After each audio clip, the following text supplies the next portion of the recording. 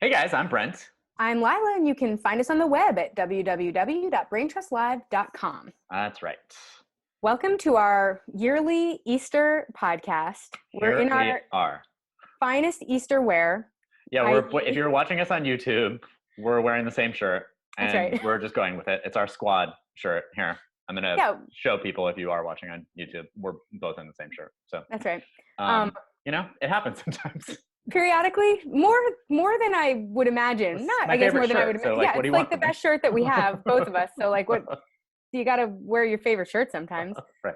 We have also narrowly avoided wearing it out in public at various times. At least now we don't have that danger. Yeah, it's true. Um, but we needed to lift our spirits because it was a sad week for those of us in the squad community because Bernie Sanders officially dropped out of the presidential race. Yeah, came as a bit of a surprise. Yeah, I think at least everybody knew it was coming at some point, and like he had sort of really stopped campaigning quite a while ago. He was using his campaign to fundraise for nonprofits and things like that, and sort of had not said anything bad about Joe Biden in a solid since whenever that last debate was. Yeah. So not shocking, but it did sort of like to a degree come out of the blue that I woke up that morning and I was like, oh shit. It wasn't the playbook that we were used to seeing from him. And I think it's largely a response to the fact that he now, in dealing with this pandemic as a senator, just has too many things on his plate. I think they were just sort of like, we can't also spend all of this time running a losing campaign. I agree. And also, if we're looking for a conspiracy theory, I have one, which is probably not necessarily accurate because I don't know that this really sort of like fits into sort of like Bernie's whole situation that he's, doing. But, we talked last week about how Biden called him the week before to sort of like sheepishly tell him that he was looking for a VP candidate and also trying to fill cabinet positions. I mean, if the man is looking to fill a cabinet position, one way that you might get an opponent to drop out of a presidential race is to offer one of those cabinet positions to him. Yeah. I feel like the only thing that I hope wasn't the case, but feels like it would be right up the DNC alley, is offering him like a fake cabinet position for a position they made up, which is what they did in the Senate, where they were like, we're putting Bernie Sanders in Senate leadership, and they like made up a fake, like some sort of like outreach something, right? Which is not the same thing as having him, be part of leadership in a meaningful. Right, where he's actually sort of like getting to drive policy. Right. It was like, we'll let you explain our policy to other people, but you can't help us come up with it. So I hope that if he did that, it was like a real cabinet position and not bullshit. Right. But I mean, I'm hoping that they're thinking, I am not one for a team of rivals version of, politics.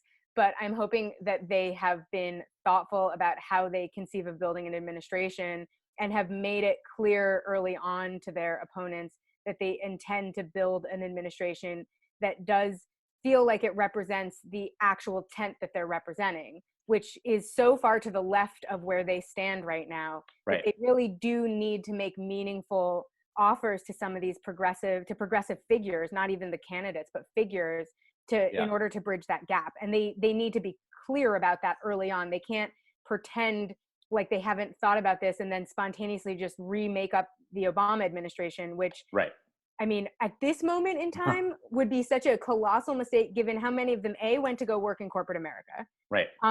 And B, advocate for a kind of... They went back to work in corporate America, back to work in corporate America, where they were, but also before like the Obama advocate a kind of recession policy that that offered bailouts to corporations and not people. I don't think we can do that again. So in any case, I think there must have been something discussed between them. Sure, because and I'm going to say, I will say, and this will be the last nice thing that I will say about him, because we're about to go on a rage tangent. Right. Get ready. An Easter rage tangent. Right. So you've been warned. But I will say that, like, by the morning after the day that Sanders dropped out, we were already further along in sort of the reach out process than we ever got in the entire campaign of 2016. That's right. Now we're going to talk to you about what that is, because it's trash. That's right. But at least Biden acted like he got it. He doesn't, but he at least chose to pretend. It only took that is one step past where we ever got. That's right. 4 years ago. So it's not only one step past where we ever got with Clinton, it's one step past where Biden himself has ever found himself. Right. So right. Yeah. That was good news. He made 2 policy announcements that were shifts for him. Right. One of them is so stupid, and one of them is less stupid, but I just have thoughts of them together as a package. The first one was to lower the Medicare eligibility age to 60 from 65. Like, fuck off. Unless you are telling me that's part of an ongoing policy where you're then going to lower it again the next year. Right. It gets lowered to 50 the next year until we get down to everyone being covered. Because let me also tell you where this ends, because the Republicans have for a long time been advocating raising the eligibility age. So where this lands us is a compromise where we keep it at 65. Probably. So that's not a real policy. It's like nice that he recognizes that actions need to be taken on the healthcare front, but this is such a minimal action and it's so short of what's necessary. And he has been, he's a guy who takes insurance money. He's a guy who's in the pocket of the insurance industry. He has been so short of what is needed for this moment for so long that for his reach across the aisle offer to be 5 years, lowering the Medicare eligibility rate by 5 years, what if you have a heart attack at 55? Plenty of people do. Like, that doesn't do shit for you. Yeah. So but where that lands us is a compromise where we actually keep it the same. Just keep it. Just FYI to all. Totally. So that's a fake policy. Right. And the other plan was a student debt cancellation forgiveness plan that basically gives all federal undergraduate student loans from 2- and 4-year colleges, and also any private universities or HBCUs, for debt holders who are earning up to $125,000. So if you're earning less than that right now, then you have your state 2- or 4-year public college loans forgiven, which is a lot. That's gonna affect a lot of people. So that is not nothing. But it's important to put this in perspective, I think, because look, this happens every election, even with Hillary Clinton, who I only did it because I think the difference here is that we didn't have to beg and plead with him. We didn't have to make a giant scene with him. Right. We didn't have to protest at his events. Right. We didn't have to, beg and plead to get people on the platform committee at the convention, which is sort of like what we had to do with her. But this happens every election. Even she came out with her free college plan, which was the same price point. It was basically free college for anyone in state making less than $125,000. Yeah. And it came, it was too late and a dollar short. So again, he's off to a better start. But I think especially in the time that we're in now, people are getting it more. Well, people also just rightfully expect more because we just invented trillions of dollars. So it turns out we've had the money the whole time. That's the thing. And I think that, and not only that, granted, his college debt forgiveness doesn't go as far as Sanders did, but he is a man who spent all of the primary telling everyone about how Sanders' plans were too expensive and how are we going to pay for them. And as it turns out, he doesn't care how we're going to pay for them. I mean, he offered sort of a plan to pay for them by sort of repealing some tax cut on something or other or whatever. But you can't go around and say that we can't do this because it's pie in the sky because we're not going to be able to pay for it when A, you've already figured out how to pay for it yourself. And B, on top of that, considering the world that we're living in, we could just be making up trillions of dollars to be doing all of these things anyway. Money's a construct. They just let us in on the big secret, which is that we made, this is a secret Brent and I have shared with you in the past, which is that we invented money. It's a system that was designed to make it possible for us to distribute goods and services and without having to use chickens. Without having to use chickens. Right. It's for efficiency's sake. And we made the whole thing up. So we actually always have enough money to do whatever we want, as long as it's something that exists within the realm of a public investment that is worthwhile and pays dividends back to the society. Yep. Public education pays dividends. It's something that benefits the economy in the long run. And so we have literally always had the money to pay for that. Just as we've always had the money to pay for fire departments, because we have to have fire departments. Like we make up money, so we can make it up, basically. Yeah. That doesn't work for you personally, but it does work for the government. But it's just so disingenuous for him to 24 hours after Sanders dropped out to adopt, not in full, but at least in part, one of his plans, after we got told for the better part of an entire year that none of those things were possible because they were all pie in the sky and you couldn't pay for any of them. Well, I always resent and then here we are, the next day, we're paying for them. Use Reaganomics arguments to discuss policy. When they tell you something costs too much, instead of saying, let's figure out how we can make it work. When they, because the other way to have this discussion has always been to say, of course, college should be free. How can we make that work? The first thing that we can do is make it free for people under $125,000 a year. That's our compromise point to begin with. And then we can work from there. Like, I think what frustrates me about the way that they discuss these programs that they claim, quote unquote, cost too much, is that what he's offering you is an endpoint that is short of the endpoint that is actually possible and necessary in this moment. And he's telling you that whatever he doesn't feel like offering costs too much, but he always is going to make a sort of, he's always going to make an excuse for whatever the politically expedient policy, the minimal thing that he can get away with is, because none of it costs too much. So it's made up. And he knows that. And that's what we've just found out now, is that these things aren't too expensive. And you knew the whole time that they weren't too expensive. And you were lying to us about them being too expensive. And you knew you were lying to us about them being too expensive.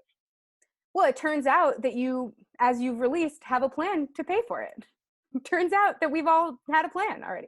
Also, I have another thing to say about people having plans to pay for things, which is anyone who has told me after the Trump era tax cuts that they can't figure out how to pay for a massive public expenditure can literally go fuck off and die, because we gave huge corporate tax cuts to, untold numbers of corporations and wealthy people. And there is money then to play with, because we somehow continued to have a society after that. It was a very unequal society. It was not a society where people were living good lives. But I mean, if you can continue to have a society after that, then you can start to tax those people again and find the money. We gave the money back to those people. We didn't have to. We gave them the idea of money in the first place. We made up money. The money doesn't belong to them. It belongs to all of us. The only reason we have money is so that we can share things. It's not so that people can hoard it. And lastly, on the subject, well, we're going to move on to sort of how to talk to Bernie supporters. But just before we sort of talk about what Biden's doing here with his sort of quote unquote olive branch to progressives, you can't offer that on one day and then literally the next day be in the news because Michael Bloomberg's firm is bidding to run your campaign. You can't we're not stupid.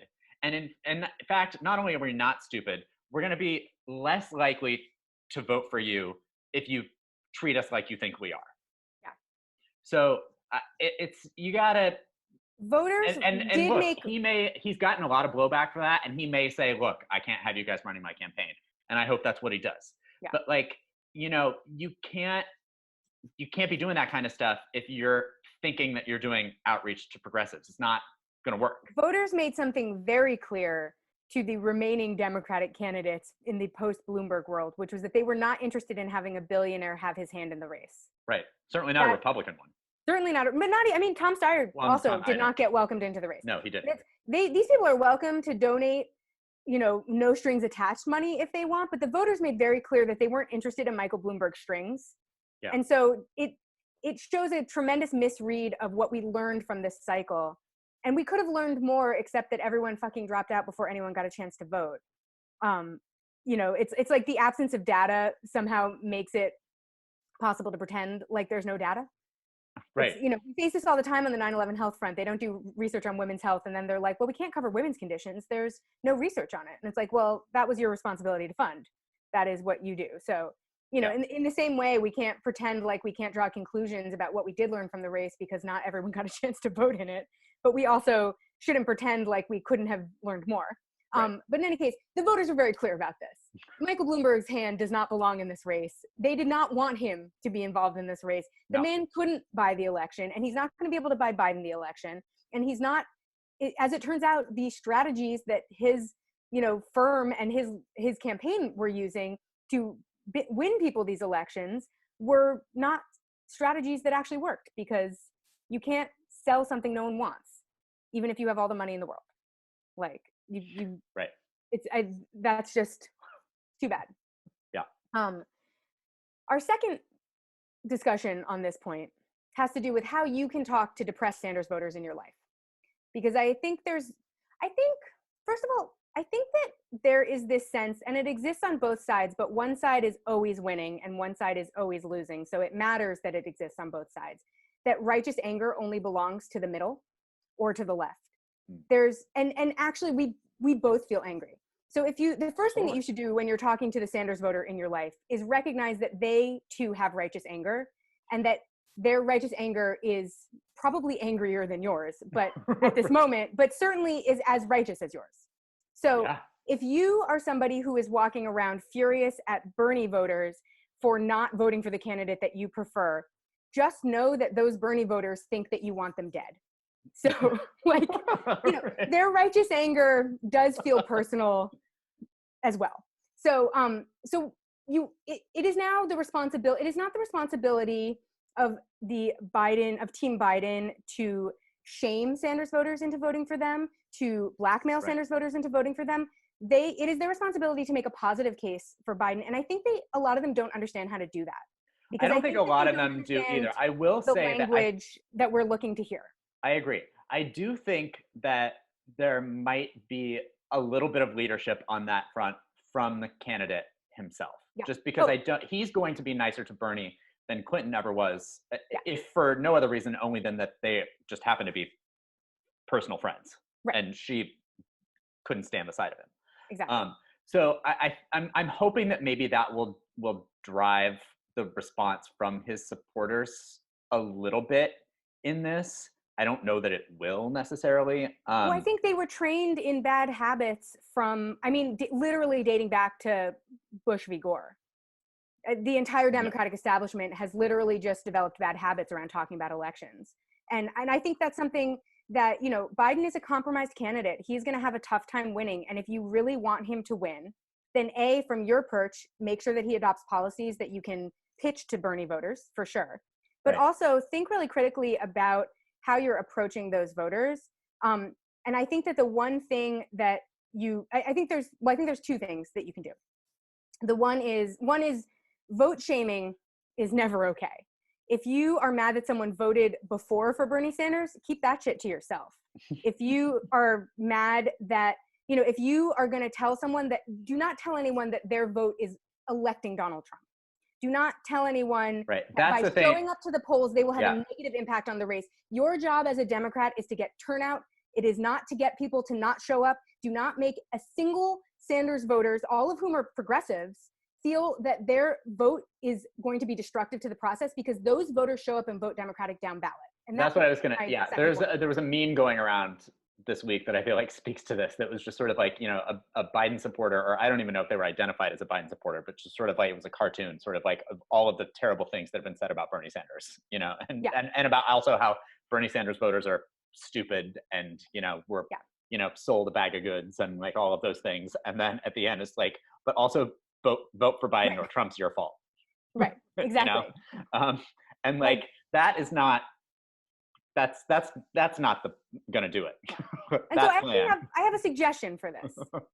I think that, unfortunately for you, Biden community voters, you're gonna have to figure out a way to sort of surreptitiously sell Biden by selling other candidates to us. I think let people have the dignity of a proactive vote. So instead of saying that they should make a defensive vote, and the only argument you can think of for getting them to show up to the polls is a defensive vote, let them know about a race down ballot that they can feel good about voting for.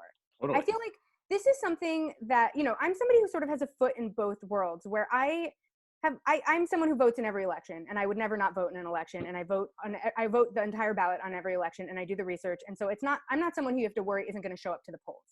Right. But I am someone who you have to worry isn't going to vote a party line sometimes. Not because I'm voting for Republicans, but because I vote third party periodically. I sometimes, when I'm feeling really angry at someone, I write someone in. I mean, I think the most important thing that you can do is ask people in your life to make a positive, exciting vote down ballot, and don't fucking mention Joe Biden to them if they don't seem like they're going to be receptive to it. Yeah, totally. And I think talk about the issues, not the candidate. I agree. And like, also, you know, I think first off, I think more Bernie supporters are probably going to vote for Biden, just because I think that there's like not the sort of, I mean, look, people don't love him, but like there's not sort of like an inherent, you know, hatred, which I think sort of existed previously. And also, I think that Bernie is going to be able to sort of like sell voting for Biden in a way that is probably a little bit easier than voting for Clinton. And only because we've sort of had 4 years of Donald Trump. You know, I think about sort of like going to Bernie rallies, and the thing that he always started with before he even talked about his own policies or anything else was just sort of like that his, you know, the thing that he wanted to do more than anything else was to defeat the most dangerous, you know, president that we've ever had in modern history. And I think that that is sort of what he is probably going to take out when he sort of like goes out in, you know, in favor of Joe Biden, because he will do that at some point. And I think that I think that his voters are going to be perhaps more apt to listen to that, and also sort of like have their own hatred of Donald Trump. I'm not saying that they are all going to vote for Joe Biden, because I don't think that's the case. But I just think that's not something for you, a random person, to worry about. Your job is to saying, right?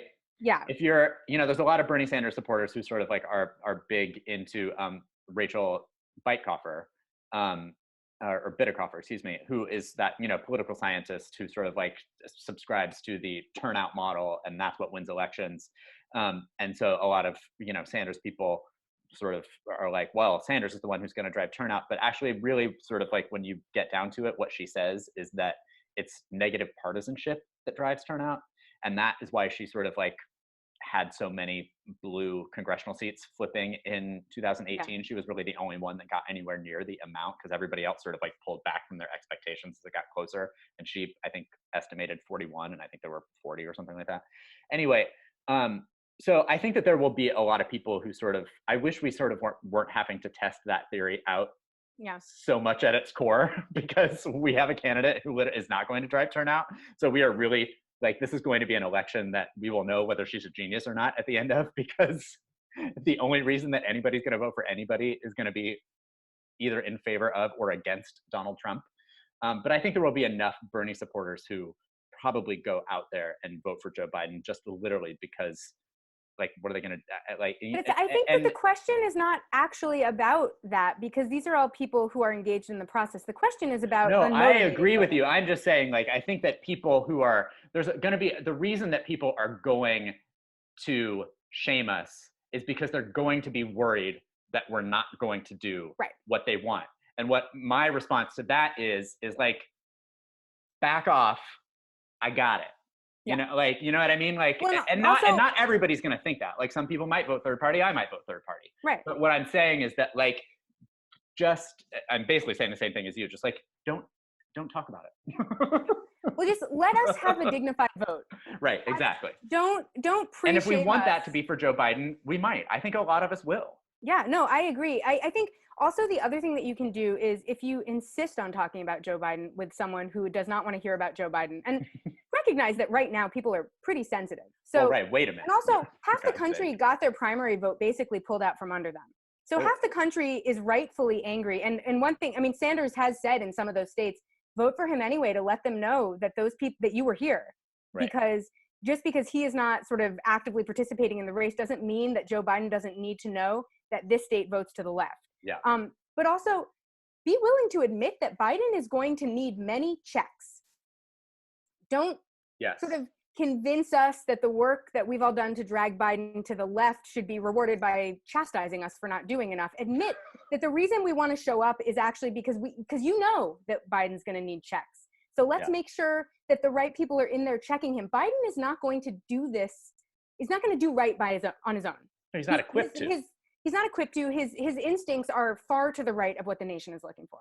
So it is worth it to admit that you know that you are asking us to make a compromise choice and that you have figured out how we can mitigate that choice. And another thing also that political scientist said is that the VP pick matters almost more than the candidate does.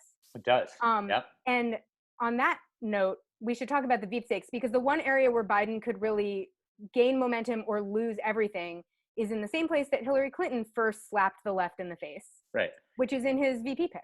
Right. I think, he says he's going to pick a woman. There's many women that he could choose from, and some of them would be the wrong woman to choose from.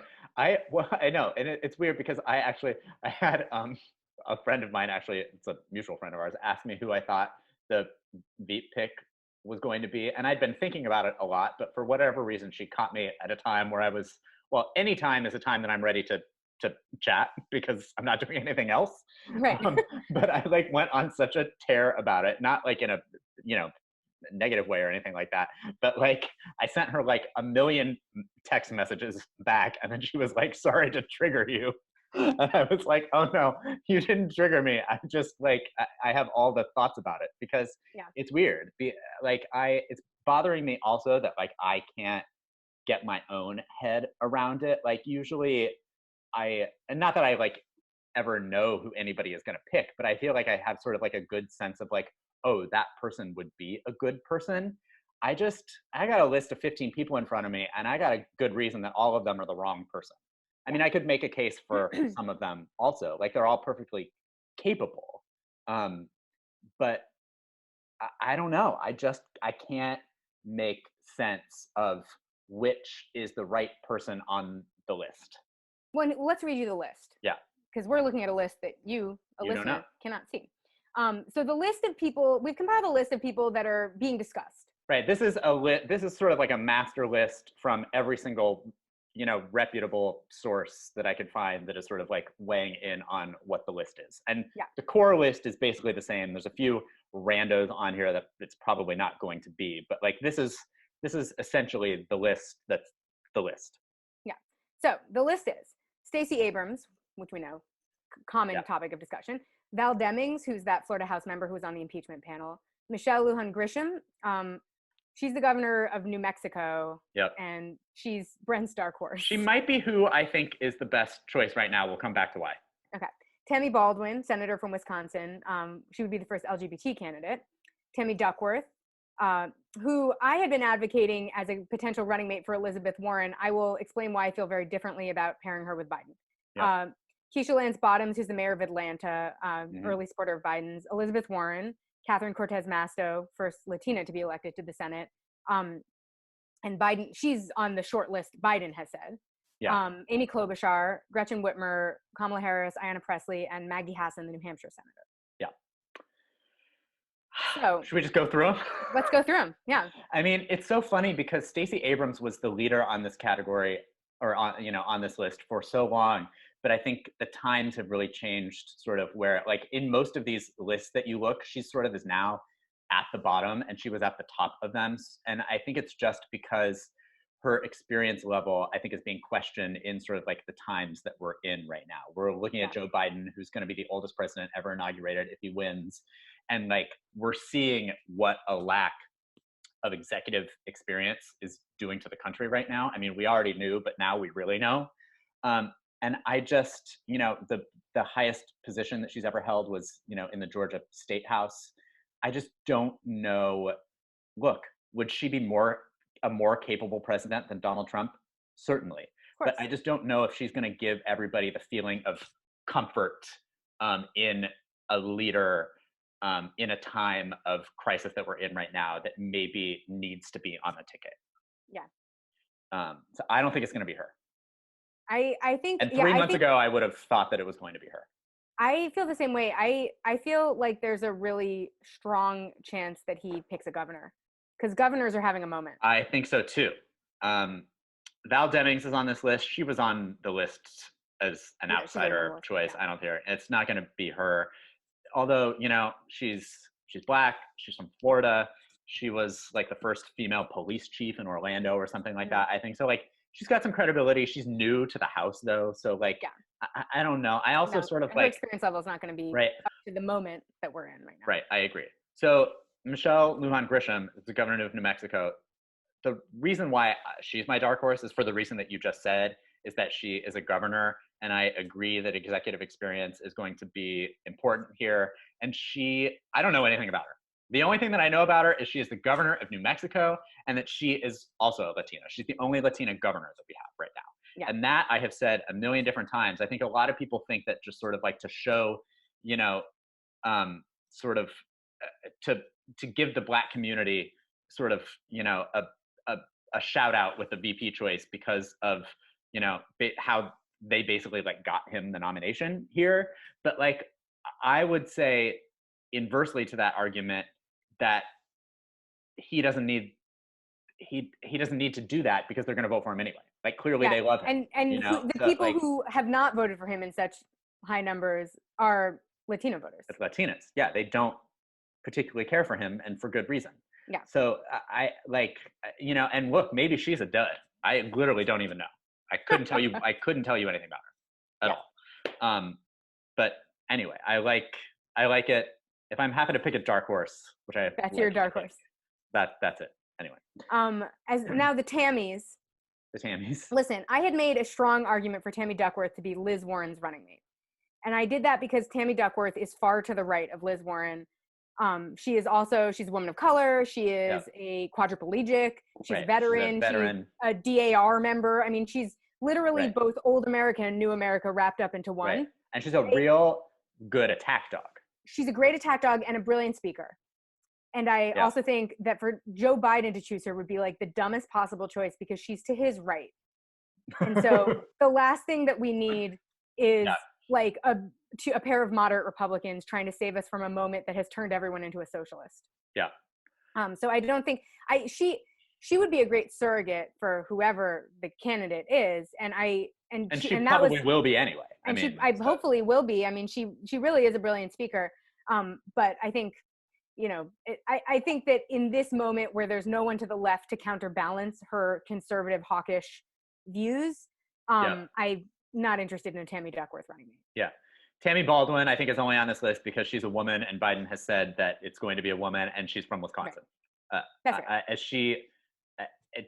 That doesn't make sense to me. I don't think. No. I mean, that's not even a real discussion. She's more boring than him. That doesn't make any sense. No, doesn't make any sense. That's a nothing choice.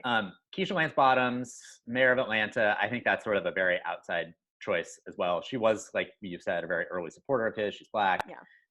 But I don't know. I mean, I guess, you're the mayor of a large city. That's executive experience. I don't know how it's going down there right now. But I don't know. It just seems far-fetched. But maybe a far-fetched pick would be splashy. I don't know. Yeah. There's the former running mates contingent, the former competitors contingent, the Liz Warren, Amy Klobuchar, and Kamala Harris group. Yeah. I think of those three, I know that Kamala Harris dropped out early and endorsed him in a way that made me think he offered her something. But she is number one on every single one of these lists that you look at. And I think that's the dumbest choice that he could possibly make.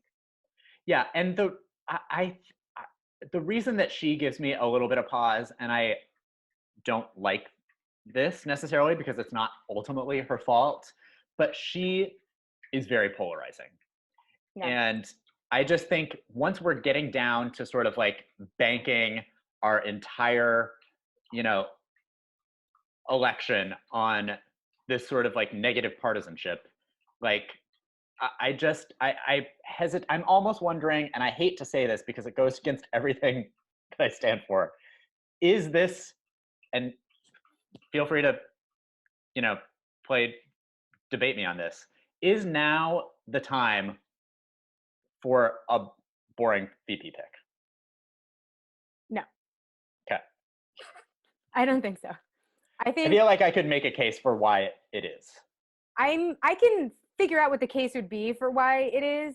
I think that the issue is that Joe Biden offers almost nothing of content himself. I mean, I agree. A boring VP pick gives them nothing to campaign on. I agree. And if we're talking about a turnout model, what are they offering to people to offer an alternative to this moment? I mean, if not Trump. I don't think that's enough. Hillary Clinton wasn't Trump. And I know that we have more experience with Trump right now, but I mean, we're really talking about we're talking about a situation in which people have gotten considerably more hopeless in the intervening years, considerably less interested in returning to the status quo that we had before Trump, because we're starting to see connections between how that status quo has laid the groundwork for the moment that we're in now. I think that you do not pick someone who does, I think that was Hillary Clinton's big mistake. She picked a candidate so boring that in 3 years, we're not going to be able to remember who she ran with. I forget his name almost daily. It's astonishing how forgettable he was. And having someone that forgettable does not leave room for an ongoing conversation about that person. So when you have a Joe Biden who is like a nothing candidate for most of his own base, right? That's true. And to pick a running mate that offers nothing new to the ticket, to pick a running mate that doesn't even offer some sort of some sort of splashy thing that the left can rally around in some way would be, I think, a huge mistake on his part. Now, the thing about Kamala Harris, I would say, though, is that she doesn't offer that. Kamala Harris does not offer him what he needs in order to pull the rest of these young left-wing voters along for the ride. I agree. Kamala Harris is an incredibly boring candidate, I actually think. I think that is part of the struggle that she had finding her way in that presidential race. She doesn't have, she's charismatic, but she's hesitant on policy. She doesn't really stand for anything. I think he needs to find someone who stands for something. Even Amy Klobuchar stands for something, and I certainly don't think she'd be a good pick, but she's someone who I can tell you what her platform was, at least. Right. I don't know what the hell Kamala Harris's platform was. Kamala Harris is she didn't either. That was the problem. Well, that's right. Kamala Harris doesn't come from a state that benefits him. She comes from a state that makes him look like the coastal elite. Right. And she's I think a senator. I don't feel like that. She's a young senator. She has less experience than a lot of people on this list, but also no executive experience really, and sort of meaningfully no Senate experience, because she's brand new to the Senate. And I think that she actually would be the kind of boring pick that he should avoid. I think that it's too bad, because I was actually very excited when Kamala Harris got elected here, but I have not found her to be some sort of spectacular senator. No. She was great in one hearing, one time, basically, right. and that's why we know her name. But I think that he needs to pick somebody who brings to the table what he lacks, not someone who is so unnotable that we can't remember who's running against Donald Trump and therefore can't argue to anyone that they should vote for them. Right. Yeah. I think I think you've convinced me, but the one thing that I don't want him to add to the ticket is someone that is going to drive people to vote against Biden, because we can't. I don't think that's a problem. You're right, but I just feel like once the only thing that is going to win this election is our hatred of Donald Trump, which is basically like that's what we're banking our whole thing on right now, because nobody's going to go out there excitedly voting for Joe Biden. Right. Like, I don't want the pick to be someone who is going to get like everybody riled up to vote against Joe Biden. Here's what I would say about this moment in time, is that there is not a crossover contingent with these two candidates. So there is no danger of people getting riled up to vote against Joe Biden. There's a danger of them not showing up to vote for anyone. Well, that's what I would like them to. That's what I would like them to do. But I think that you're more likely to get people motivated to the polls if you have something interesting for them to vote for than the absence. We've tried the strategy of running two boring candidates against terrible people again and again and again. We've also tried the strategy of picking someone to the right of an already far right Democrat. Both of those strategies have been abject failures every single time that we've tried them. Yeah. So I don't disagree with you. I think that the idea that I don't think we have to worry about people showing up to vote against Biden. I think we have to worry about them not showing up. And that concern to me is a lot greater if he doesn't bring anything to the race than it is if he brings something that is going to be a discussion point. Yeah. You might very well be right. And that is what has been causing me such great stress about this. And this is like, this conversation that we're having right now is basically a repeat of like the entire brain dump that I had yesterday, where my friend was like, sorry to trigger you, because I agree with you, but I also agree with I would contend I can't get there, no stress about this. I have literally no disagreement about this. I don't necessarily have stress about it. The only thing that is stressing me out is that like I can't figure it out. I am more worried a me problem than it is a Joe Biden problem. Well, Joe Biden's not going to figure it out. I just wish that I could. I think that he needs to pick somebody who offers something to the left. Well, who on this list is doing that for you? I mean, I think there's not many people. Ayanna Pressley. That's why I'm saying that's the problem. Ayanna Pressley offers something to the left. Sure. I think to some level, even Stacey. But she, I think, also sort of has a similar problem to Stacey Abrams. She's in her first term. She's inexperienced. Well, that's what I was going to say. I would say those candidates, the strength that they do bring to the ticket is that Joe Biden has a lot of executive experience of some sort. Right, but he's 1,000 years old. And I know, but I mean, I think that you don't necessarily. I think in this short-term moment, we're going to be thinking a lot about governors because governors are running the country right now. I think that there's a chance that he doesn't need an executive, experienced person to be his running mate, because I think I don't think that he wants to leave us with the presumption that he thinks he's going to die in office. No, but Americans have that presumption though. And by the time that he dies in office, that person will have executive experience because they will be the vice president. So we have that. I think that in terms of a turnout model, I think if he would be smart to play up his executive experience, and then he would also be smart to find a running mate who plays up some of the soft skills that he lacks. Right. And I think because of that, I think he's likely to try to choose someone with executive experience. But I think that if he does that to the exclusion of finding someone interesting to choose, then he's playing with fire, because there is no room for a Tim Kaine in this year.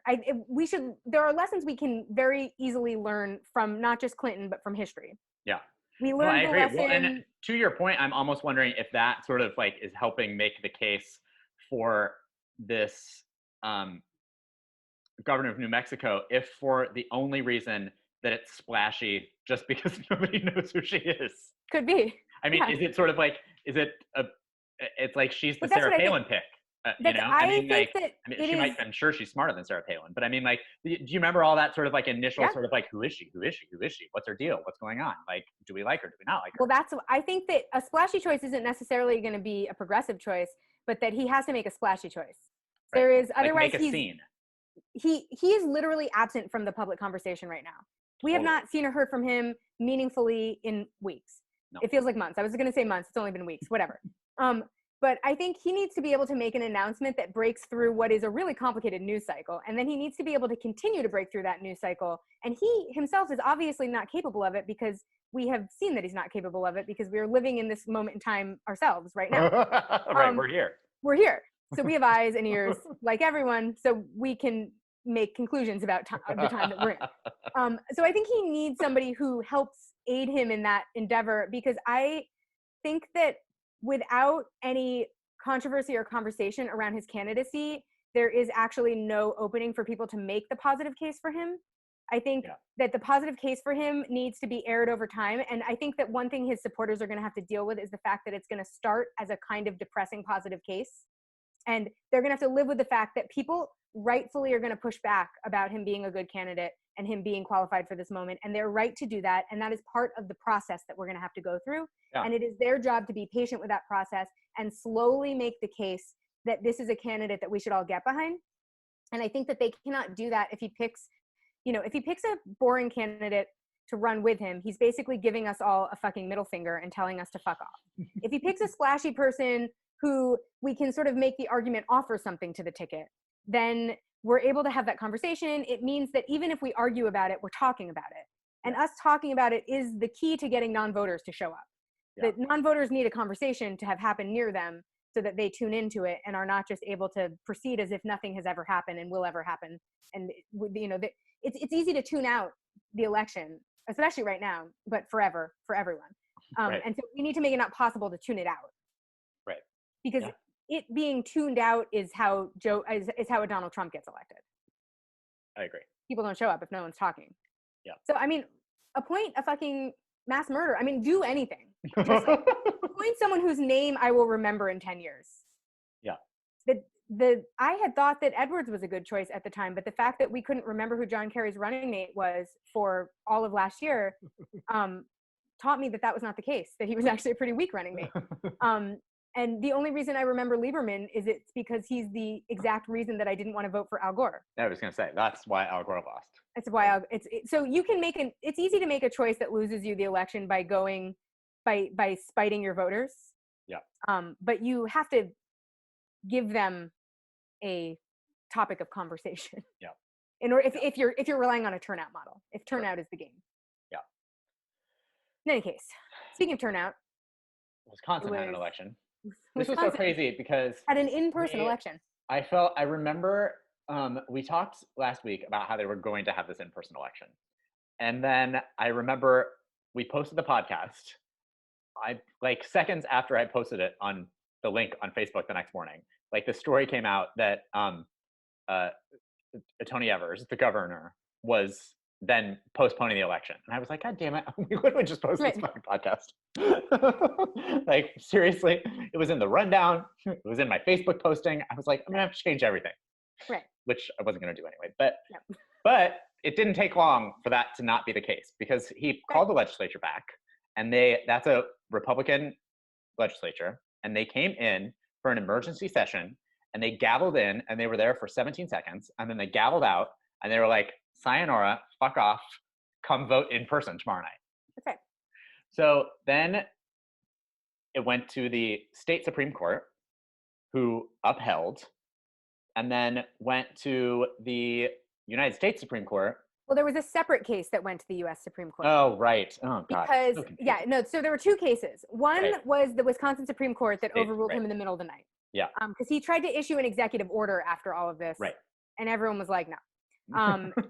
The DNC, meanwhile, sued the RNC because they wanted to extend the absentee ballot deadline by a week.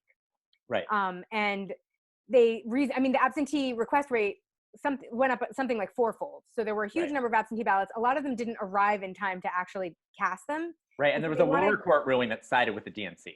Right. And so then that went to the Supreme Court. Right. Where a 5-4 ruling along party lines said that they couldn't move the absentee ballot postmark, the absentee ballot postmark date. And so any ballots that were postmarked after election day would be thrown out, even though a lot of people had not received their ballots because there was a huge influx of requests for absentee ballots. Yep. And therefore they, disenfranchised thousands of people and created a terrible precedent and basically gave us our newest whiff of Bush v. Gore. Because the Supreme Court there are a lot of people sort of like looking at that Supreme Court ruling who are rightfully scared about what that could mean going forward. I mean, they literally, and I'm using that in the right way, basically threw out thousands of votes. Yeah. And then also required that people risk their lives to vote in person, if that's not a poll tax, if you have to potentially give up your life to vote, that is a poll tax, and that's not legal. Right. Well, and also, not only did they have to put their lives in danger, and it literally was taking people all day to vote. So you couldn't even do anything. They closed polling places. So there were 5 polling places in Milwaukee open, and they were supposed to have 180 polling places open because they didn't have poll workers. And so you saw the images were just horrific. I mean, of people just waiting in lines that were wrapping around blocks and blocks and blocks, and people were trying to social distance. And I'm sure the poll workers in the polling places were trying to do their best to make sure that it was being disinfected and things like that. But there was just no way. I mean, the fact that people were out of their homes, just waiting outside for hours and hours and hours was truly, it was shocking, really. Yeah. Well, and this really also gives us some food for thought about how to make sure that November's elections are done fairly, because there are a lot of lessons here for the nation. One is that it's actually really easy to disenfranchise people by not getting them their ballots in time. And so that's something that, especially if that kind of action is targeted in Democratic districts, that can affect the outcome of a race. And then also, the Democratic theory for overthrowing Trump is turnout. And if you either require in-person elections, then the places that are hardest hit are urban centers and close suburbs. That's where we saw the blue wave in 2018, and that's where COVID is also going to hit the hardest. Yep. So that's going to be the places that are both at the most risk for literally losing their lives to vote, and also at the sort of center of the Democratic strategy. And so we have to sort of think about how we're going to operate, there's, I think we're going to have to figure out how to do vote by mail. And there are plenty of states that do it. But we're also going to have to think about how to make sure that whatever voting strategy we go with, it is not designed to disenfranchise certain voters. And then, on top of this, for the Democratic strategy, I mean, we're going to talk about it in a second, but the African American community is being hit hugely disproportionately by COVID. The death rate among African American patients in the ICUs is massive. Yep. And that, we're going to talk a little bit about why that might be. No one knows for sure why it is. But if you're talking about already communities that are, for issues largely related to poverty are being decimated, these are communities that are at the center of the Democratic strategy and the center of the Democratic Party.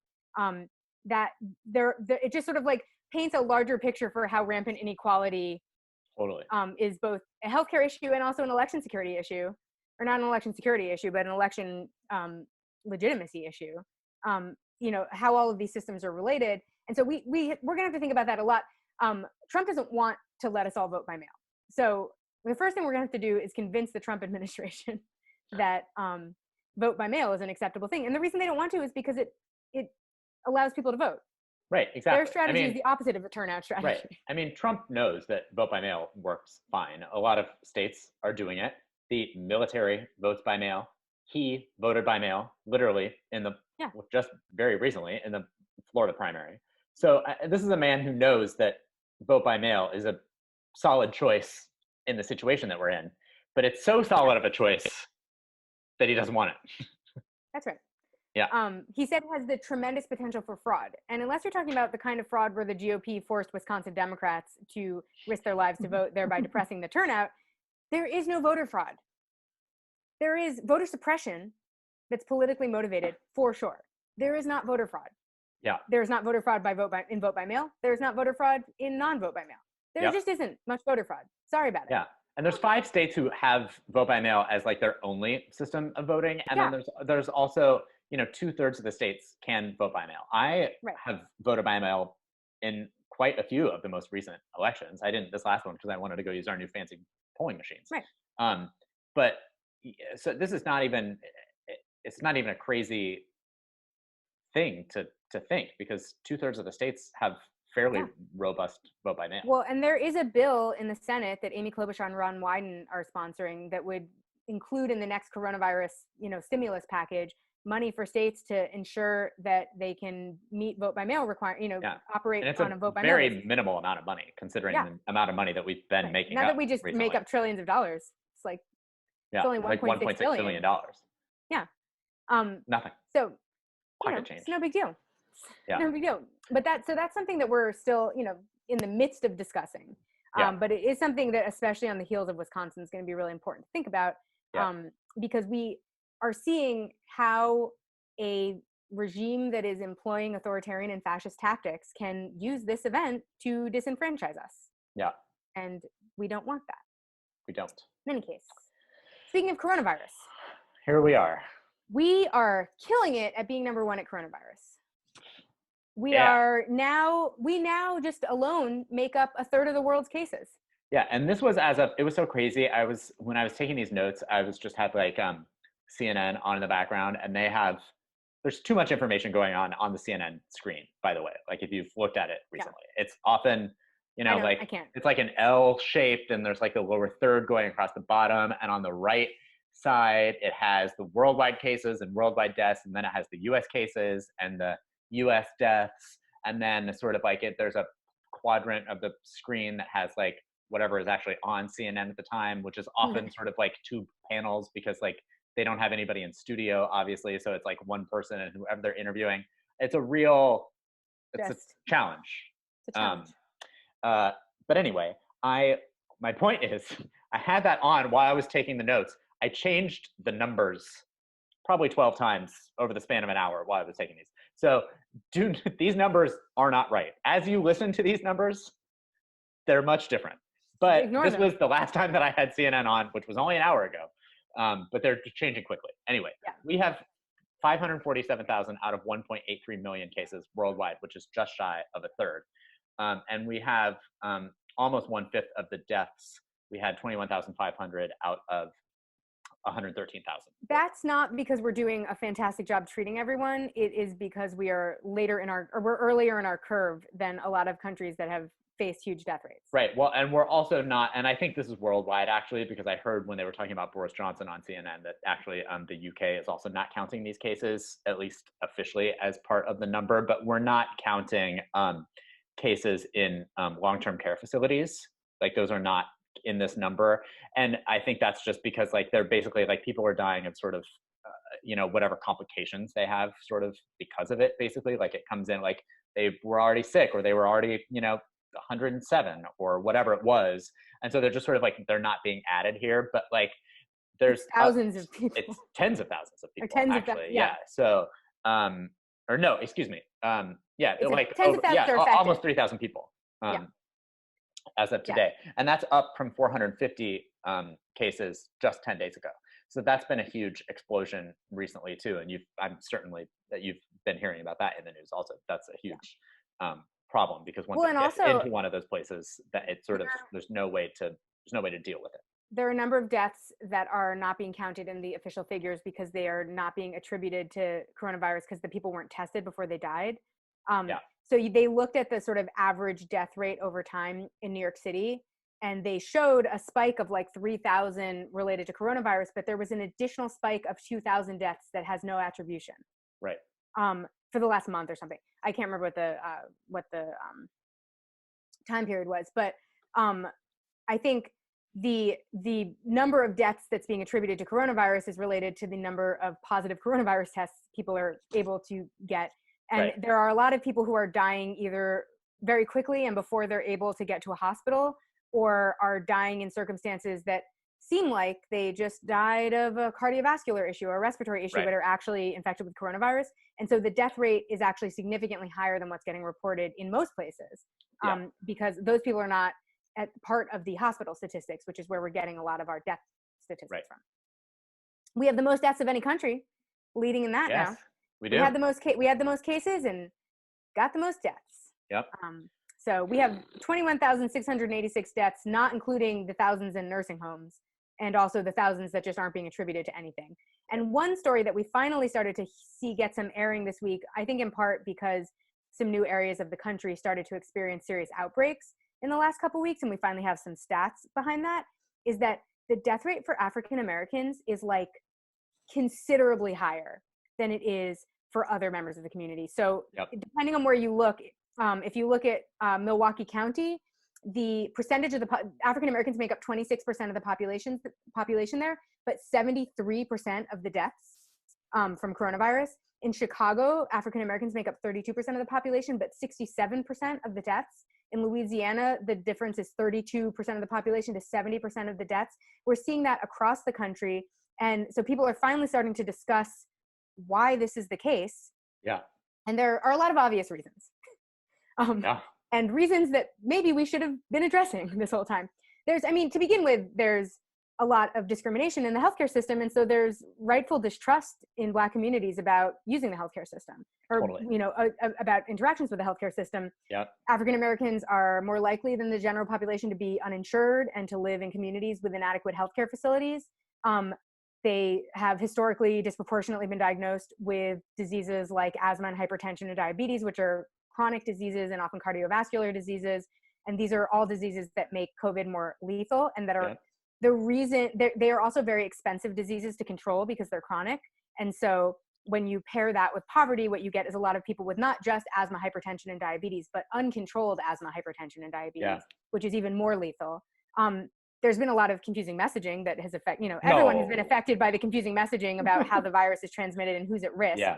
Early on, there was this sort of, and I sort of pieced this together from just Facebook friends that I have, but there was this discussion happening in the Black community with sort of like a meme about how Black people don't get coronavirus because all of the early cases were happening with people who had like wealthy people traveling overseas, and those people were disproportionately white because they were rich. And so there was kind of an early meme about that. And I've seen a lot of my friends who are doctors who work in communities of color or people of color themselves have been having to post like, hey, you guys, we also need to be careful about this because the communication that you were receiving, the messaging around this was not correct. You are also at risk for this disease. Right. So please, be careful. But also the economic inequality creates a sort of secondary layer of exposures because, African-American people are more likely to hold the kind of low-wage essential jobs that are keeping our economy running. So we're talking, if we talk about jobs like food service and public transit and healthcare, these are jobs that require you to interact with the public. They require you to not, you can't quarantine when you are a bus driver. You have to show up to work still. And so these are jobs that put African-American people on the front lines of, with the public in a way where they're in jobs that are often not adequately protected. We're not talking about ICU workers. We're talking about jobs where people aren't being given, safety gear and things like that. And so there's an economic sort of issue that just has to do with the larger sense of, economic inequality that totally. Well, and I think that's what it sort of like gets down to, I think. And for so many, because even when you look at some of these chronic diseases that sort of like make COVID-19 more lethal, you look at asthma. Well, it's communities of color that are often sort of like disproportionately affected by issues with air quality. Exactly. It is diabetes, it's communities of color who are often disproportionately living in places that are food deserts. It's also, it's cheaper food that, causes some of those health issues, like diabetes, which is sort of, too many people of color are forced to rely on healthy foods. So there's all of these things that sort of like, when you look at those health, issues that make this more lethal, it's all in the sort of historic and ongoing discrimination against the Black community that and communities of color. We're seeing it with Latino communities. We're seeing it with the Native American communities. It's a poverty issue for sure. And those things are all connected to each other, right? So it's not surprising. I think if you're looking for why Black people or communities of color are more, predisposed to this, it's more that, I mean, I'm not a doctor and I don't think anybody really knows this, but it's not because there's some inherent issue with, being Black and COVID-19. Right, that gives you asthma. Right. It's all of the issues of inequality and discrimination that lead to those things, which have led to COVID-19 being more lethal to that. And that, I mean, I think that shows you the degree to which, economic inequality creates health disasters for us in a way that is actually not beneficial to our general society. No, totally. And we've been talking about this, in regards to other things. It was a huge thing in this campaign cycle, talking about, Black women are disproportionately more likely to die during childbirth. There's a million stats that point to inequality within the healthcare system, but it really goes beyond that. I mean, I think the distinction period. The distinction here is that economic inequality already plays a role here. So we're going to see also that a majority of the deaths are among poorer people, because obviously that's obvious, because also these diseases are more likely to affect you if you're poor, no matter your race. They are disproportionately affecting African Americans because poverty is disproportionately affecting African Americans. And then on top of that, there is an additional layer of discrimination that the African American, patients in a healthcare setting have to wade through, because they are getting discriminatory treatment. So there is like a sort of a double whammy where not only are issues of poverty that are going to affect all poor people, sort of making COVID-19 more lethal, but this sort of additional burden that we place on communities of color, and specifically the Black community, where they oftentimes are not treated fairly in medical settings, or oftentimes their pain is not taken seriously. Oftentimes they're treated as expendable by our healthcare system. Yep. That is only going to make this more lethal. So of course we're seeing that the outcome, the COVID-19 outcome, the COVID-19 lethal outcomes are disproportionately affecting communities that we disproportionately, sort of rob of these needed protections. I wish I could say that I feel like this will cause us to look inward, but I fear that it I just don't think it will. I think what I'm hoping is that it shows that there is a continuum where, because this is not just going to be an issue in the Black community. It's going to be an issue in poor communities. And that includes, most white people are also poor. So that includes a larger discussion about the sort of continuum of inequality. And that continuum is something we need to address. And I think there is going to be a degree to which this is going to be transformational in sort of Trump America, in part because a lot of his voters are poor, and they are going to see that this disproportionately affects their communities as well, because the virus doesn't know what race you are or how superior your race is. And so I think we're going to see maybe that discussion grow out of it, but I don't think that we will get to the point where we do anything to affirmatively address the additional burden that communities of color are facing, because we're assholes. Right. Well, we've been not doing it for some, you know, what, but 300 some odd years. Maybe we should try it. 400, right. Maybe it turns out that ensuring that everyone has access to healthcare helps us stop dying in pandemics. Maybe this can be one of our takeaways. We keep talking about what the takeaways from coronavirus are going to be. I think this could be. Let's make this one of them, guys. Could be one of the only ones. This could be the most important takeaway that we have. So obviously we won't listen to it. But Dr. Fauci did this week admit that if we had taken earlier action, we would have saved lives. And that came in conjunction with a series of articles about how Trump knew things back in January and did nothing. Yeah. It was a wild week for political messaging. It was, yeah. He said, I mean, obviously you could logically say that if you had a process that was ongoing and you started mitigation earlier, you could have saved lives. But you're right. I mean, obviously, if we had right from the very beginning shut everything down, it may have been a little different. But there was a lot of pushback against shutting things down back then. And like you said, back then, there shouldn't have been so much pushback about shutting things down, because what we learned this week was that there were a million things that Trump knew going all the way back to January. And at the time when he was obviously like publicly lying about these things, you know, there were reports of what he was being told by medical experts. His own National Security Council was warning against this. The intelligence community out of China was warning against this. His own trade advisor, Peter Navarro, sent him a memo in January. You know, other world leaders, other governments. I mean, like, America was able to see it on the television before Trump was caring about it. But like, even prior to that, privately, he was being warned against this being a huge, you know, giant pandemic clusterfuck. So just know that to yourselves. That. Right, exactly. He's going to gaslight us when this is over. There's been also a few good think pieces about that this week that I would recommend looking at. A lot of good gaslighting content this week. Right. And so just file away what he knew when in your head. So when the gaslight attempt comes, and it will, it's already happening, really. Yeah, it happens daily. We get gaslit about a new thing every day. Right. Just remember that. And I know that you will, but you might have to remind some people. No, I mean, I think you will. I've thought about this a lot in relationship to 9/11, because this gaslighting element of it really bears a lot of similarities to my 9/11 experience, where for months we were told, oh no, it's safe. And then it wasn't safe, but we were told that, you know, we were told not to worry about it because it was safe for us. Don't worry. And then we were told that we were complaining when we brought up that it actually now facts had shown that it wasn't safe. And that, you know, like the ongoing gaslighting there, I mean, it went on for decades, or at least more than a decade. I guess it couldn't have gone on for 2 decades because it was less than 20 years ago. But I've been thinking about it a lot because I'm writing a book about it right now.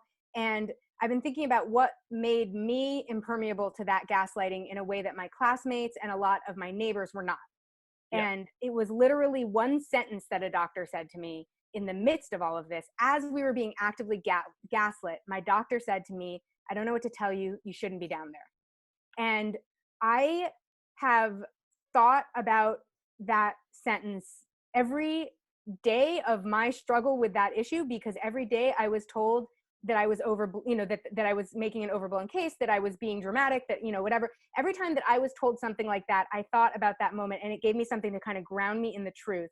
So I recommend figuring out something that can ground you in the truth, so that when they start gaslighting us about this, you have some grain of truth somewhere in your mind that some reputable person told you that you can go back to and say, no, wait, I'm not remembering this wrong. Because it is really challenging to stand up to years of gaslighting. That is something that I have learned the hard way. It is something that my entire community from downtown learned the hard way, and that all of my classmates learned the hard way. standing up to gaslighting is tremendously difficult, and we're going to end up, there's going to be a literal worldwide attempt to gaslight us about this problem. Totally. So it's not just going to be coming from the Trump administration. So you should maintain some shred of truth somewhere. Remember one thing. Let it be this podcast. Let it be this podcast that tells you that you did not invent this, that this was as bad as you remember it being. Right.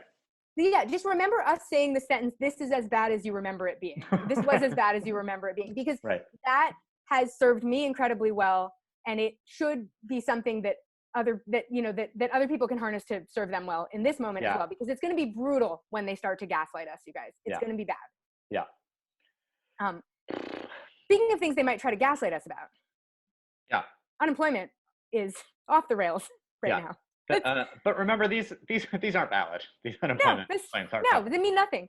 They're not. Well, they aren't valid because they don't represent the full extent of the economic damage. They're not valid because they're too low. They're too low. There was another 6.6 million this week, so we're now up to 16.8 million unemployment claims in the last 3 weeks. And we know that we've seen, there were images of people, I believe it was in Florida, because their like online system went down, who literally were standing in a line that looked like it was a mile long, at the unemployment offices. So we know that this number, that 16.8 million number, does not reflect the amount of people who attempted to file for unemployment this week. Can confirm from personal experience you're doing it. that is the case, and also that this has I can remember one time in history where it was as hard to file for unemployment, and it was in the middle of California's terrible budget crisis under Schwarzenegger. And what we used to have to do is go to the unemployment office, which was only telephones, so no one worked there. And everyone would just call all day. And then one person, when they got through, would pass the phone around to everyone at the office. And that is the kind of thing that we're seeing right now again. Right. Yeah.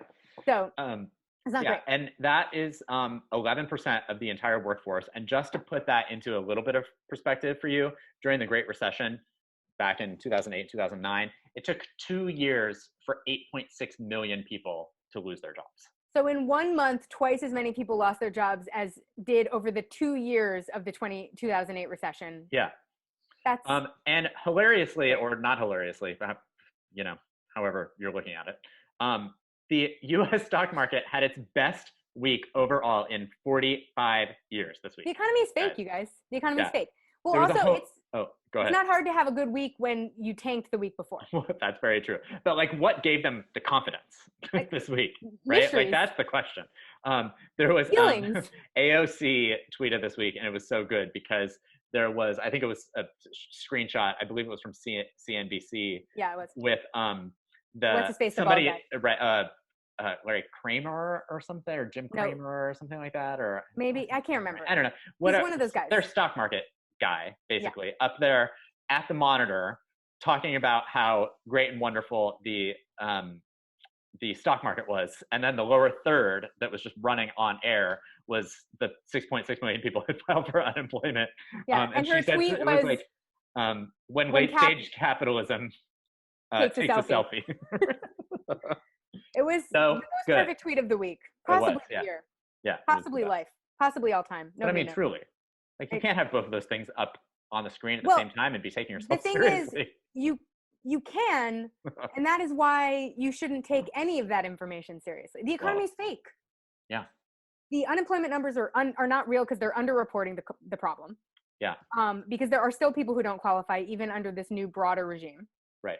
And by the way, I would note that anyone who thinks that the generous unemployment benefits that everyone, the federal $600 a week is outrageous, should know that it hasn't yet gone to anyone. This is the first. This coming week will be the first week that it goes. That's what's outrageous about it. Yeah, and that's only in some states.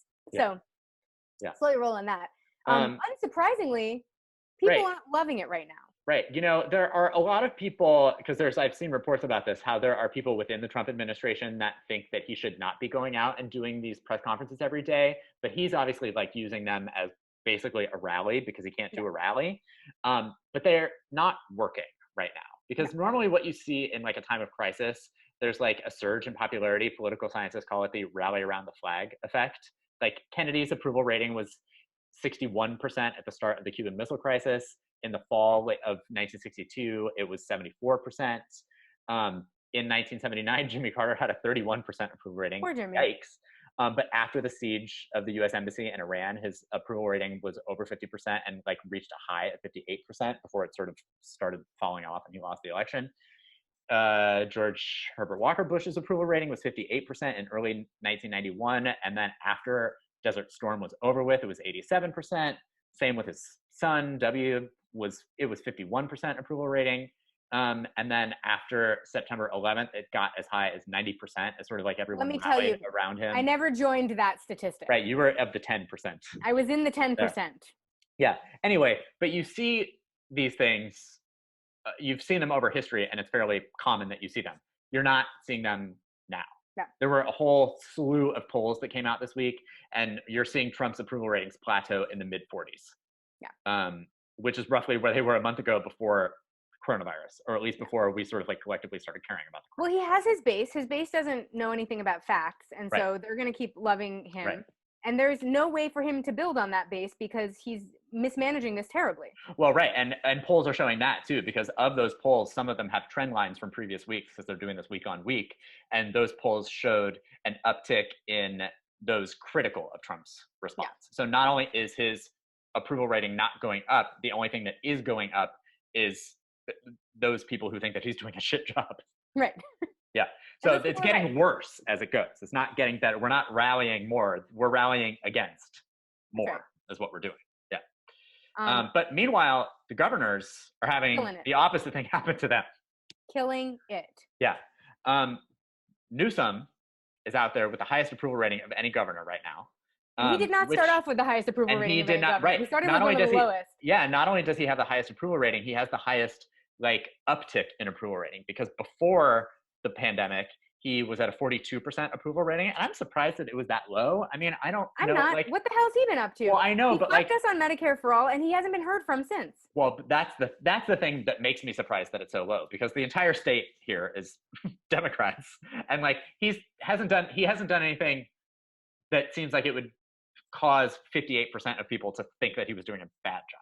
I think that he has. I think that his inability to achieve anything has been. He's lazy, and we knew he was lazy. But we elected him because we wanted Medicare for All, and he didn't deliver. All he did was bring back the mandate, and he let it die at a time that he could have been the rallying force to figure it out. And so everyone was just like, "Fuck him! What did we elect him for? If not this." Right. But he's not being lazy now. California is now a nation state, by the way. I don't know if you've heard. He basically said that this week, and he's like using our purchasing power to like get things for other states. So it's no wonder his approval rating went up. But it went from 41 or 42% to 83%.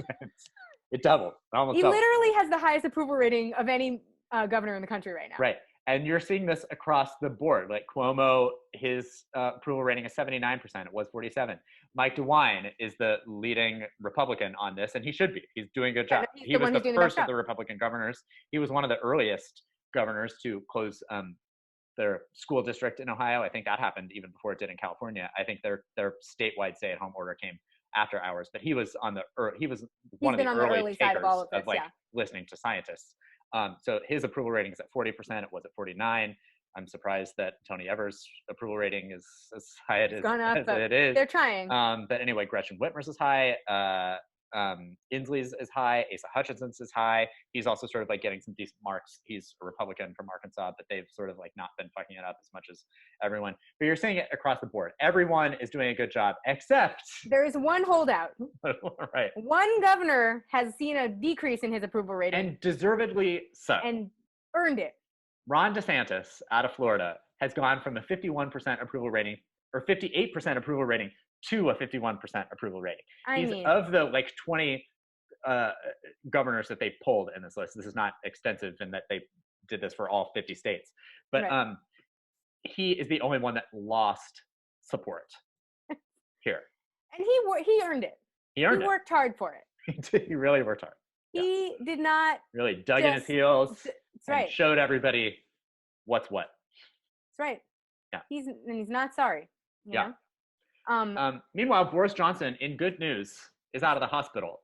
Great. But what's also, I guess, good news, although it's it's weird news. It's weird news because he, is the leader of a party who has been, previously no fans of the NHS, is now a huge fan of the NHS. Well, Brent, healthcare is personal to him now. I know, right, exactly. Yeah, someone from the NHS has saved his life, no question, which is a direct quote from Boris Johnson himself. Right. And he went on to say, he typed out some statement like on a laptop from his hospital bed to be released today. And he said, "We are making progress in the national battle because the British public formed a human shield around this country's greatest national asset, our National Health Service." A shield from him, basically. Right, a shield from him. I know, exactly. "We understood and we decided that if together we could keep our NHS safe, if we could stop our NHS from being overwhelmed, then we could not be beaten. And this country would rise together and overcome this challenge as we have overcome so many challenges in the past." So the world is topsy-turvy. He's going to forget about this next week. Yeah. But, yeah. But for the week, healthcare is personal to him. That's right. So he finally understands why people need it. Yeah. Meanwhile, it's Easter. Easter. People went to church. They shouldn't have, but they did. They shouldn't have. And not only should they not have, they really by law shouldn't have, because that's right. It was actually illegal. Right. This was happening in Kansas because initially when Kansas initiated their stay-at-home order, there was an exception for churches. And then as it started getting worse, their governor, who is a Democrat, decided that she was going to say, no, you can't go to church. So and she issued an executive order. The state government overturned her on that, and she took it to the state Supreme Court. And just this morning, they basically upheld her executive order that she had the right to say that people shouldn't be going to church. So what did people do? They went to church. That's right. They did it anyway. That's right. So, I mean, I think that they're just testing her is what they're doing, basically. Yeah. Like, I mean, what is she going to do? I mean, is she going to send a police raid to a church? No, she's not.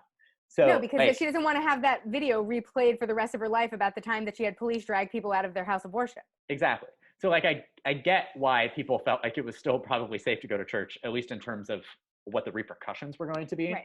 But also, like, why were you doing that? Well, the repercussions might be that they all die of coronavirus, so it might not have been safe to go to church. I mean, even Mike Pence said earlier this week, like, not to go to church, which I thought was surprising. That was one of the least Mike Pence-y things that he's ever done. It really was. Yeah. So anyway. Church. And we have one more story, but then we're going to talk briefly about the story of Easter, because that's an important Easter tradition that we don't like to be negligent. Right. Virginia passed a great law recently. Yeah. The governor signed it. Northam signed it. It's basically, it's a voting rights bill, and it has a bunch of great stuff in it. Yeah. They made Election Day a state holiday. Right. There's no more voter ID law. Right. They got rid of that. It also implements automatic voter registration through the DMV. It extended in-person voting times. It keeps their polling places open until 8 instead of 7, so you get an extra day. It expanded early voting. You can now request a ballot. You just said it's an extra day, but it's only an hour. But in the new time, the new world time that we're living in, an hour does feel like a day. Like days. Right. Yes, it does.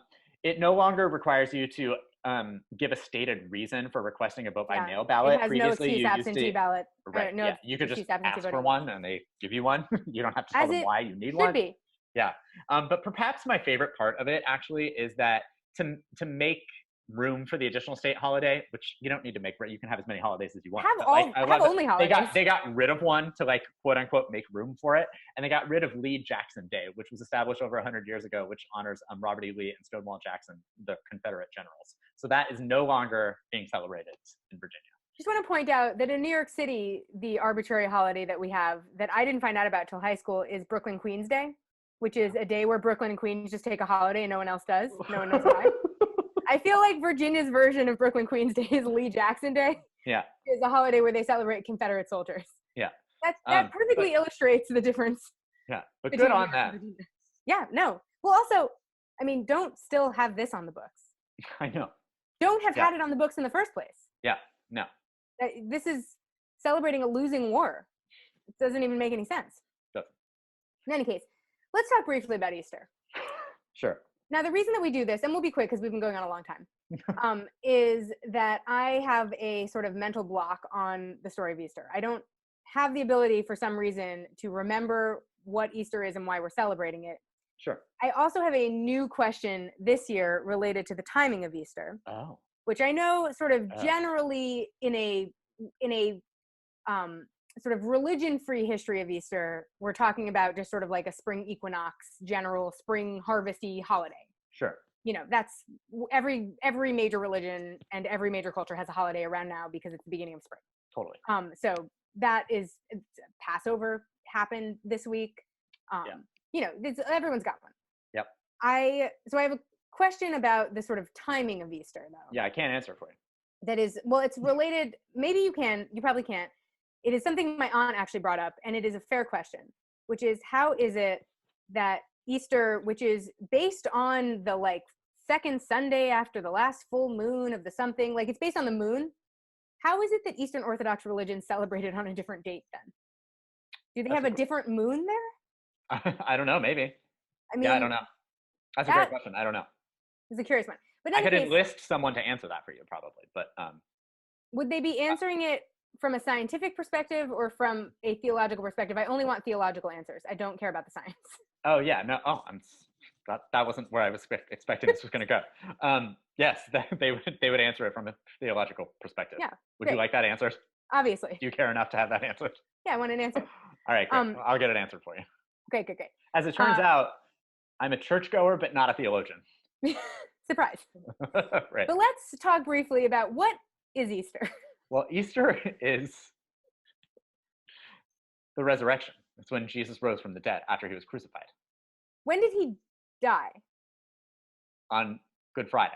Oh, Good Friday is right, because when Trump wished everyone a happy Good Friday. Yeah, that wasn't that thing. Meant nothing. That just went right over my head. I was like, oh, okay, I guess. Yeah. But you're not supposed to be happy on Good Friday. No. But it's confusing because they call it Good Friday. Yes, but that's a somber holiday. What's Ash Wednesday? That's not related to this. It's the beginning of Lent, so it is, because that's okay. So Lent is the season that ends on Easter, so Lent is now over. Oh, so everyone can go back to eating chocolate now. Correct. Great. Okay. Yeah. So Easter itself, the Sunday of Easter. Yes. A miraculous thing happens. That's right. After what is already a pretty miraculous thing happens, which is a human person is crucified, which is a weird way to kill someone. Yes. Kind of 3 gross people were way. crucified that day, actually. Who else died? Some other, Christians. Some other folks. No. Other Christians. Criminals. Oh, criminals. Because he was a criminal because he was preaching stuff. Yeah. And I feel like at various times in the past we have had an in-depth discussion about where was he in a cave? Was there? Yes, there's a tomb involved. There's a tomb involved. I think I at one point held the line that maybe he got accidentally buried alive because that used to happen in the old days a lot. Sure. But then I also wondered if there was just like a naked Jesus running around wild post all of this. Yes, he showed himself to people afterwards. There's a period where he was around. Spotted. After. Yes. What was he doing? He was just hanging out? Yeah, I mean, yeah. Telling people about life in the crypt or whatever? Sure. But then what happened to him after that? Yeah. So then he's alive. Then he ascended into heaven. Oh, he didn't just die of old age after that. What's that? He didn't just die of old age after that. No. There's too many steps to this. Because he was already dead. So he's like the undead. He's basically a zombie. Yeah, he's zombie Jesus. We've talked about zombie Jesus. We've gone down that road before, yes. Yeah. I think that the problem that I have is that there are a lot of steps, but they don't follow a logical pattern because everything that happens in this story is not something that happens in life. So. Well, that's fair. It's just like a crazy story where someone dies. Okay. Sort of that's the whole thing with faith. It's right. So I feel like somebody dies being crucified. That's a weird way to die, but I believe that you could die being crucified. Yeah. Seems mean on the part of the murderers. It does. A little gruesome, little gross. I think whatever. Yeah. Then it follows just like a series of, there's like a logical step that I miss because we end up getting into a place where like a series of weird things happen, but they all happen in a row. And I can never remember what row it is or what the order is, because I feel like does Jesus also ascend on Easter? Or is that, do we not know when he ascended? Was he just see, this around? Is I don't know. See, it's not as straightforward a mythology as Christmas. No, Christmas is an easier get. where you're just like, someone was born, it was exciting, we're getting presents because of the excitement. Sure. This is like, but this is more important than Christmas. I mean, ultimately, I mean, like, you know, if you're a person of another faith, like, you can acknowledge that Jesus might have been born, but that doesn't, like, it's the acknowledgement that the crucifixion and the resurrection happened. Right. That is where that's the Christian part. Right. So, like, in turn, I mean, people obviously like celebrate Christmas because that's fun because you get presents. Yeah, that's a secular holiday that basically that's Coca-Cola a secular holiday and Montgomery now. Ward But like, brought us, when you really get down to it, I mean, like, Holy Weekend, Easter is like what is making Christians Christians. Right. As far as, you know, what it is that you're. Well, that's essentially, you have a little bit of that on the like, Passover is a much more important holiday than any kind of winter Hanukkah holiday. is. I mean, Hanukkah is a fairly. That's not even a real holiday. That's a very recent sort of thing that was invented so they could also have Christmas. Yeah, exactly. Because everyone likes Christmas. Right. As it turns out. If I learned anything when my parents people like presents. Yeah, people like presents. They love hot cocoa. They love decorating dumb, unnecessary, you know, holiday things. Totally. People love, you know, snow. It's got all the things you would want in the holidays. Yeah, that's right. People like peppermint. For sure. Everything. That's everything you need. This one is like, theologically speaking, much more important. But I have one final question, which is, how do we know that when he dies, it's for everyone's sins? Because that's the. We just have to know that? Well, I mean, the whole thing is that he is sort of like incarnate of God, right? He sort of is like, he is God, ultimately. But is so, he like, the whole time, or just after he's crucified? Like, the whole time he's God? Yeah. Okay. Yeah. He's born. So, like, the idea is sort of like, he is like God incarnate on earth, who was sort of like, came to earth to sort of like be of man and sort of like take, and like, you know, in death, sort of like, that's where we can. Is a less biblical way to phrase that just that he wanted to like hang out to find out what everyone was up to? Sure, let's go with that. I feel like being of man sounds like, I get it, but I also like don't know if it's supposed to imply something metaphorical that I don't understand. Sure. So he's like, here, he's hanging out, and then they kill him because they're mad because he's God. Or do they know he's God? Why do they kill him? Why does he die? Yeah, I mean, he is preaching, you know, because he's himself Jewish, obviously, at this point. So he's going around teaching in, you know, Jewish temples that, like, he's the Messiah, basically.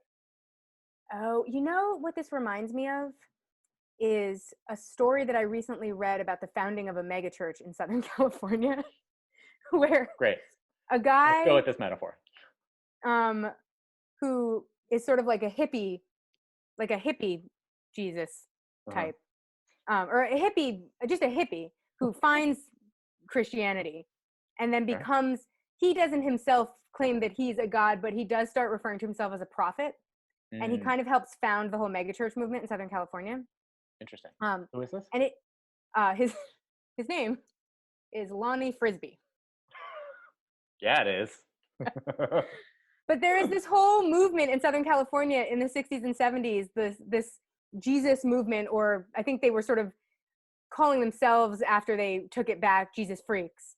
But it's like this hippie Jesus movement that basically leads to the founding of a bunch of really popular California megachurches. And also is really, it's really instrumental to the founding of Christian rock. They kind of begin the kind of transition from praise music to popular music. And the sort of melding of the two, they kind of, you know, they find some of the first major Christian rock acts come out of this movement.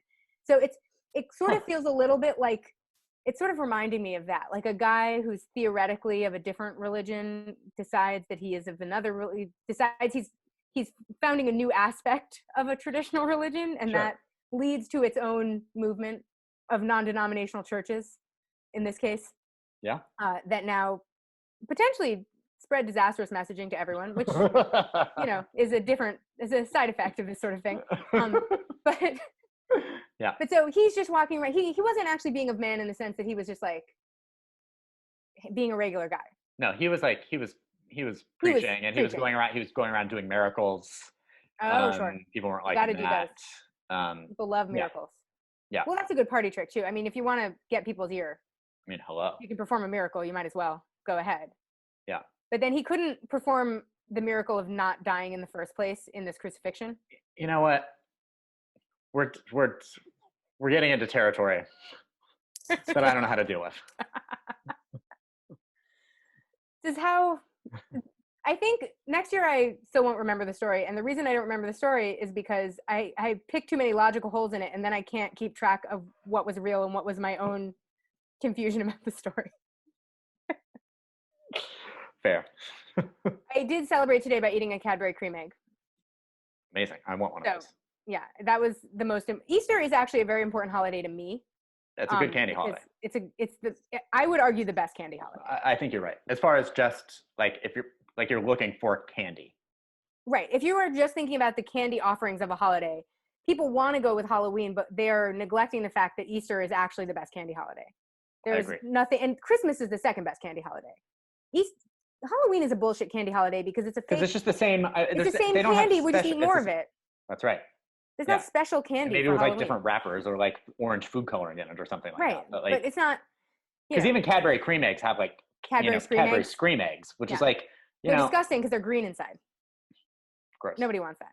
No. Ew. It's like a but I did egg. eat a Cadbury cream egg to celebrate the resurrection. Great. Good. And so we will end on that. We hope everyone had a good Easter. Yeah. Or a good Passover if you celebrated last week, or still celebrating it because it's, I guess, still going on. And we will be back next week with news and updates, I guess. That's right. We'll still be in our homes. Our stay-at-home order has been extended, May 15th. So looking at a lot of time at home. Yeah. So we'll talk to you next week. Bye.